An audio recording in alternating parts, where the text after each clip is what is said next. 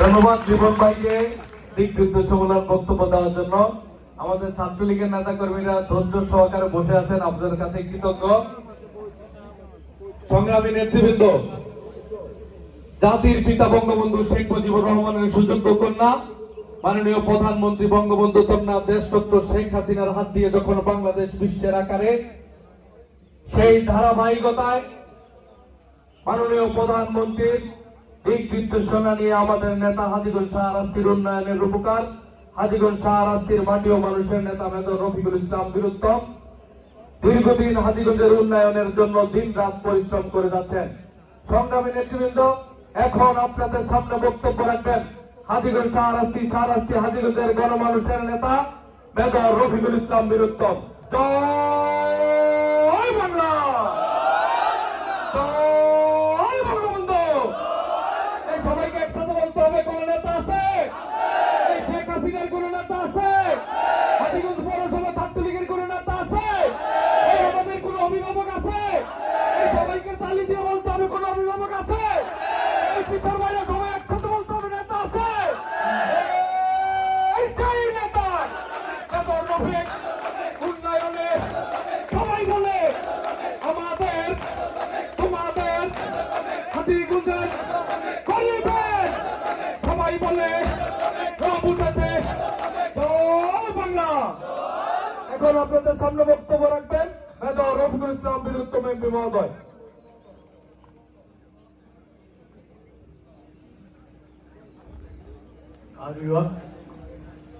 হাজীগঞ্জ পৌর ছাত্রলীগের উদ্যোগে আজকের এই অনুষ্ঠানে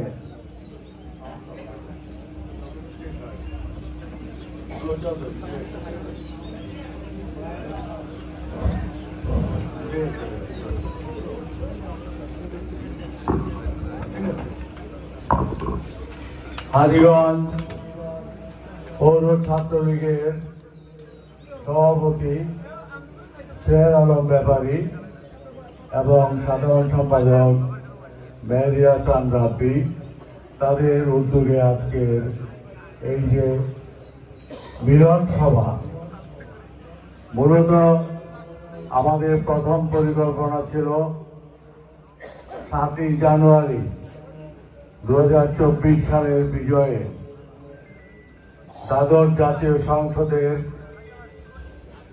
নির্বাচনী বিজয়ে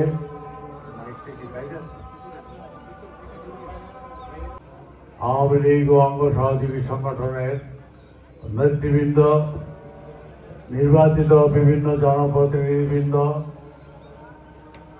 এবং আমার প্রিয় ছাত্ররা সকলের জন্য আমার আন্তরিক শুভেচ্ছা, অভিনন্দন।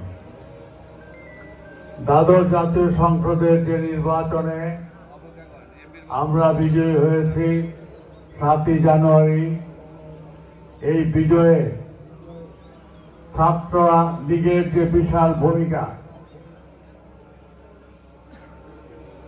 সেজন্য তাদেরকে